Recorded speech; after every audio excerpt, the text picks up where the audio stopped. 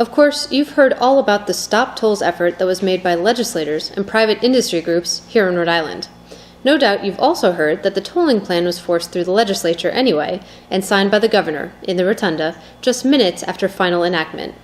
But did you know that House opponents of the measure were forced to submit formal Freedom of Information Act requests to get any information on the plan?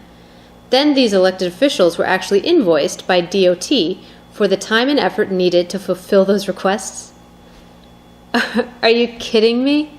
Hey, it's one thing to disrespect the taxpayers who will have to pay hundreds of millions in extra indirect taxes when these toll gantries are cranked up. But it is quite another to insult members of the legislature by charging them hundreds of dollars to get readily available information from your archives. Do you remember the flap last summer about the pre-Civil War map of Providence that was supplied in answer to a request for the locations of the toll gantries? I wonder how much they charge for that piece of the package. I'm sorry, but I think there are only two options to explain what's going on here. One is nonfeasance. That's when one hand doesn't know what the other hand is doing, so something stupid happens when no one is really looking. The only other thing it could be is malfeasance. That is knowing full well what the right thing to do is, and then doing something else.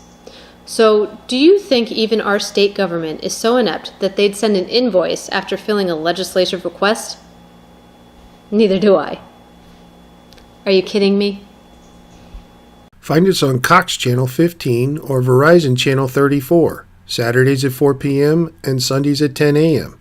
Find us on the web at www.gaspyproject.com/commonsenseri. You can also find us on Facebook as Common Sense of Rhode Island and on Twitter at &CommonSenseRI.